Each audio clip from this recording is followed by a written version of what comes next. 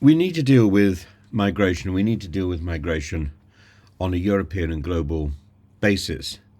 And one of the problems is each country takes it on itself to deal with this issue because the structure and the legality is domestic rather than international, although there are international rulings. And you can ask why do people cross Europe and then try to get into the UK, and so many people die in the Channel, 400 people in the last 20 years, 25 years. It's because when you go back to a country like Greece, a country I know well, and in fact I got where did I put it?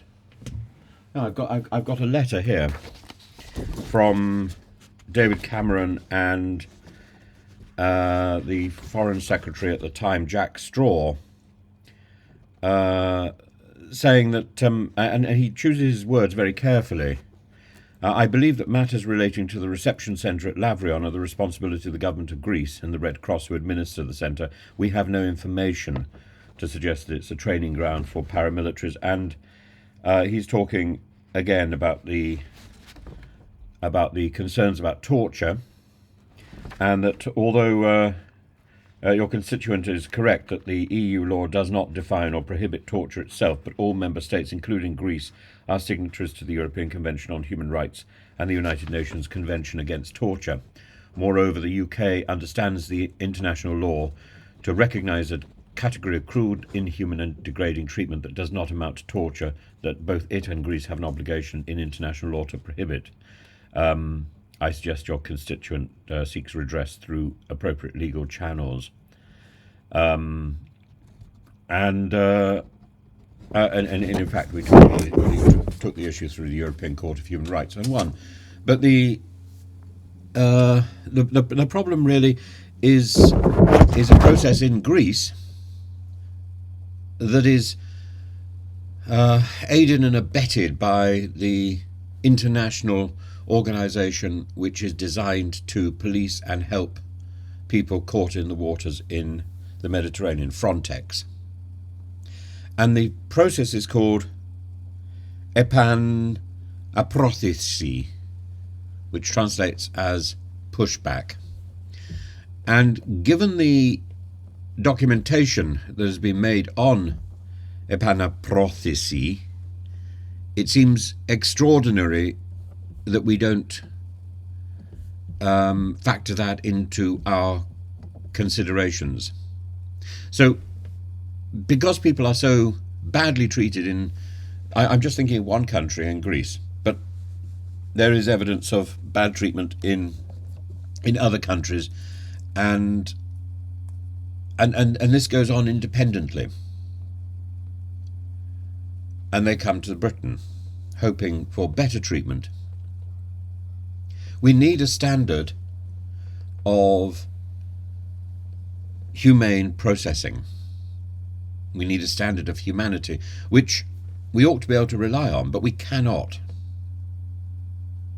And this demands a global approach. The English Channel migrant crossings have surged this year, once again, with 36,816 people making the perilous journey. That's a 25% increase on the previous year, but still below the record 45,774 people in 2022. Despite changes in government and scrapped deterrence policies like the infamous Rwanda plan, the narrative remains one of failed strategy, growing desperation, and human tragedy. So, Suella Braverman's Rwanda plan saw an increase in migration. The change of government has seen an increase in migration. Since 2018, the numbers speak for themselves. Over 150,000 individuals have crossed the Channel, and 2024 was marked as the deadliest year yet. According to the French authorities, 53 migrants lost their lives in 2024 during these crossings, while the UN's International Organization for Migration estimates at least 77 deaths. And these figures expose a chilling reality. deterrent strategies like barbed wire fences, diplomatic agreements, Rwanda, do not address the desperation driving these journeys, because they've already experienced epanaphrothisi in Greece. They've already experienced pushbacks in Greece. And what more can they experience? The pushbacks work on the principle of, very often, people posing as Médecins Sans Frontières, gaining access to the boat, and then tugging it into deep waters, or in nighttime, identifying the boat, approaching it without the lights on, circling it a few times and creating waves, and effectively capsizing the boat. That's another way. These are documented. This is the documented humanity, or absence of humanity, that takes place in the Eastern Mediterranean. And the now abandoned Rwanda policy, another example of a lack of humanity, another form of pushback, really, isn't it? It's aponaprothisi by another form. It's pushing people away who turn to us for help rather than processing them. The Rwanda policy was emblematic of the previous government's approach, a headline-grabbing deterrent, seemingly unlawful, considered unlawful by the Supreme Court. And Labour's immediate scrapping of the policy upon winning the 2024 election was accompanied by promises to focus on dismantling smuggling networks, but it does not dismantle the three laws that underpin the Rwanda policy itself. So the Rwanda policy is still on the statute books in Britain. And that's important because it means that when people come to Britain across the Channel, they are automatically illegal migrants, because they are defined as such by Suella Braverman's illegal migration and nationality and borders laws, which have not been repealed. And the crossings have risen sharply in the second half of this year since the Labour government has come into power, suggesting that smugglers have adapted far faster than governments. And the UK has spent over 800 million on channel-related measures since 2014, from surveillance drones to beach patrols, and none of it has worked. As Enver Solomon of the Refugee Council rightly argues, without safe and legal routes, such spending merely pushes migrants toward ever more dangerous alternatives.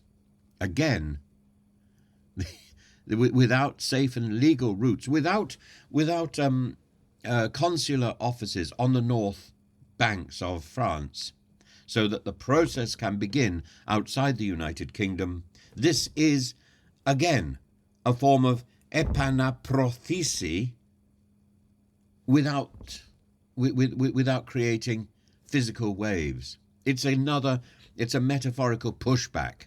It's the same policy, that before you actually even get to the point where you are examining migrants' cases in a legal process, and there we've got to consider the Home Office's hostile environment, this excuse for not doing very much work, this excuse for dilatory and tardy processing.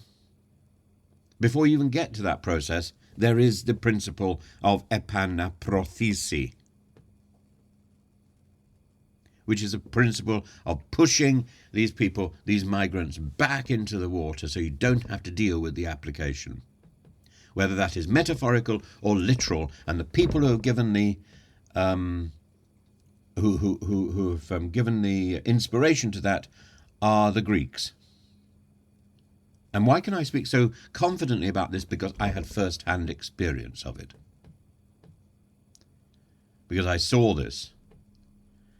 And because I was involved in a case through the European Court of Human Rights about this. It is something that I personally know about. And in the case that I'm looking at, in the case that I was involved in, the boat itself was peppered with gunshots, which nobody wanted to acknowledge, even in court. Nobody wanted to acknowledge that. the Greek Navy and the Greek paramilitary officers, who then went on to indulge in serious abuse to their captives, was directly responsible for the sinking of the boat that was full of migrants. They then dragged the people back to captivity in Crete. The UK and France's ongoing collaboration has not stemmed the tide in migrants. French figures suggest a prevention rate of less than 50%. Meanwhile, elsewhere in Europe, the Greek pushback policy, epanaprothesi, this euphemistic term for violent expulsions of migrants at sea, continues to draw scrutiny. The involvement of UK forces like Frontex highlights a broader European malaise, a reliance on secrecy, on force, on the violation of international law to handle the migration crisis, a violation of international law either defined by the individual country or tacitly understood by the individual country's authorities. Tacitly it's understood by the Navy, by the police, by the paramilitary organizations. In 2024, the largest groups crossing the Channel came from Afghanistan, Vietnam, Iran, and Syria. And the changing composition reflects global instability, from the Taliban's resurgence in Afghanistan to enduring conflicts in Syria. But when it comes to Afghanistan, the largest group, we are partly responsible for that. We didn't take our responsibility seriously because Dominic Raab was sunning himself on the beach in Chania. Notably, the once dominant Albanian arrivals have fallen sharply, likely due to targeted agreements between the UK and Albanian governments. However, the rise in Vietnamese nationals underscores how smuggling networks have evolved, redirecting the efforts to new groups and regions. Almost 400 lives have been lost over 25 years at the UK border, one death every month on average. And the haunting image of overcrowded boats capsizing in freezing waters is a stark indictment of a system that prioritises deterrence over dignity. For every fence erected or patrol deployed, another smuggler emerges, profiting off human desperation. And Labour's rhetoric on smashing the gangs is bold, but as immigration expert Zoe Gardner observes, we are trapped in an insane loop, doubling down on failed strategies and expecting different results. The Refugee Council advocates for expanding safe and legal routes, a policy both pragmatic and humane. For example, committing to resettle 30,000 asylum seekers annually would directly undermine smuggling networks and reduce the need for dangerous crossings. Migration is a global phenomenon, not a national inconvenience, and addressing it requires revisiting the outdated 1951 Refugee Convention and fostering international partnerships, not merely with law enforcement, but with nations at the heart of migration routes. Without these measures, 2025 risks becoming another deadly chapter in the Channel's history. And the Channel crossings are a mirror reflecting the world's instability and our policy failure. Until we shift focus from deterrence to dignity, the cycle of these perilous crossings, mounting deaths and political hand-wringing, and the nefarious activities of epanaprothesi, this idea of pushback, this idea of trying to avoid the responsibility that comes with the people who arrive on our shores, we owe it to those risking our lives, to ourselves, to demand better. The process of trying to ignore this situation, trying to push it away, or trying to use words to disguise our inadequacy, demonstrates absolutely that we are not getting to grips with the problem, and we're not helping. We are actually making this problem worse.